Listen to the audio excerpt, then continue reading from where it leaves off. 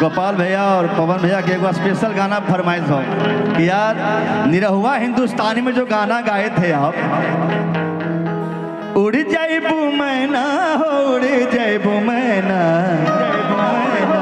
निरहुआ जी एक्टर थे उसमें, हालांकि निरहुआ जी का तो मैं दिनेश भैया का 100 में 100 मैं ही गाया हूँ जितने भी फिल्में आई हैं उनकी, लेकिन एक गाना का स्पेशल फरमाइश है कि भाई वो गाना जरूर सुनाना।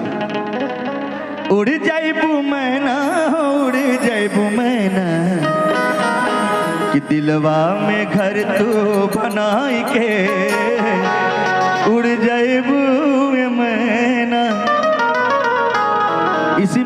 इसी में मैं गा दूंगा हम तोहरा प्रीतिया में, ठीक है? ओके हाँ। हे हे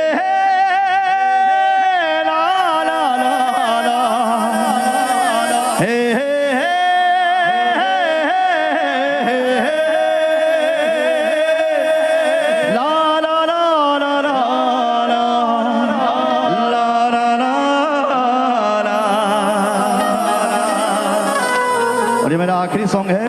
आए ना जाने का हो गइल बाटे सर से चुनरिया सर केला,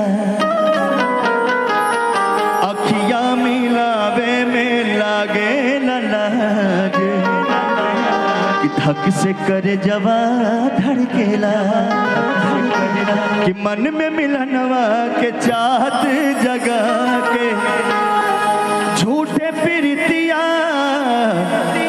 के सपना दिखा के दिलवा में टररन दिलवा में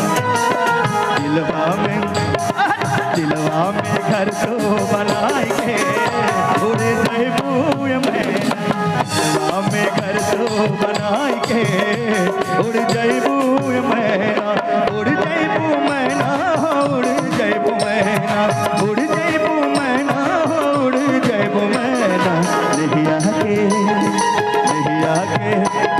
नहिया के रंगवा चढ़ाई के उड़ जाइबू मैना के रंगवा चढ़ाई के उड़ जाइबू मैना।